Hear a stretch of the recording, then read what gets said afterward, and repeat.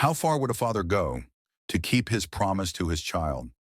In the heart of a small, struggling village, where dusty roads baked under the sun and hunger echoed in empty homes, Yusuf worked tirelessly, a father who had nothing except his love for his daughter. For years, little Aisha had watched other children twirl in their new Eid clothes, while she wore the same old faded dress. But this time, her father had made a promise. "This Eid, my princess, you'll wear a new dress." She believed him. She trusted him. And Yusuf, he couldn't fail her. So he worked, day and night. He carried bricks under the scorching sun. He stitched clothes under the dim lantern light. Every coin he earned, he saved. Until finally, on the 29th night of Ramadan, he clutched the exact amount needed. His hands trembled as he counted the money. It was done. Tomorrow Aisha would have her dress. But that night, something unimaginable happened. As Yusuf hurried home, a gust of cold wind swept through the village. The streets were quiet. Only the faint whispers of dua and devotion filled the air. Then he saw him, an old beggar, barefoot, shivering. His frail hands trembled as he clutched his torn shawl. The old man's voice was weak but filled with sincerity. "May Allah grant paradise to the one who helps me." Yusuf stopped. He looked down at his own feet, his only pair of shoes, worn out, but still protecting him from the cold.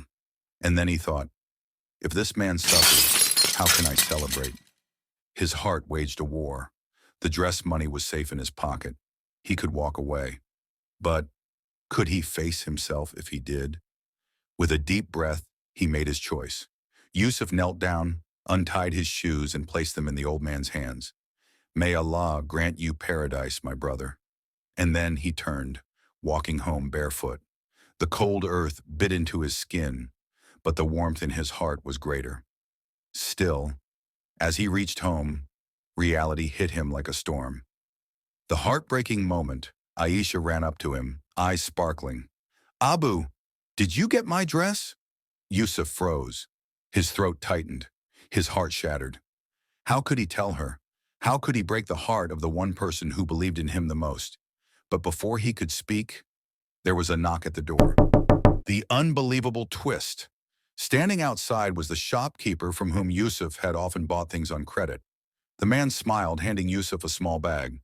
"Brother Yusuf, this morning someone came to my shop and cleared all your debts. They left extra saying, 'Use this to buy your daughter a beautiful Eid gift.'" Yusuf's legs felt weak. His hands shook as he opened the bag. Inside was more money than he had ever held before. Tears streamed down his face. He looked up at the sky. "Ya Allah, I gave away so little, but you returned it beyond my imagination." That night, Aisha got her most beautiful Eid dress, and Yusuf, he realized something life-changing.